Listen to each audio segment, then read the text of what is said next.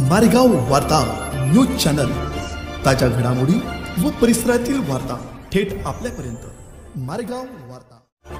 अतिवृष्टीमुळे शेतकऱ्याच्या डोळ्यात पाणी। अतिवृष्टी झाल्याने शेतकऱ्याच्या पिकाचे नुकसान झाले आहे। झालेले नुकसान बघून शेतकऱ्याच्या डोळ्यात पाणी आले आहे। पीक वाढत असताना पावसामुळे शेती खडून गेली, पीक पाण्याखाली आले। एका रात्रीतून होत्याचे नव्हते झाले।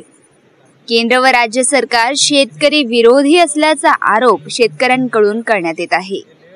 नुकसानाचे पंचनामे करून शेतकऱ्यांना मदत देण्यात यावी अशी मागणी करण्यात आली आहे। मारेगाव वार्ता, सचिन मेश्राम, यवतमाळ।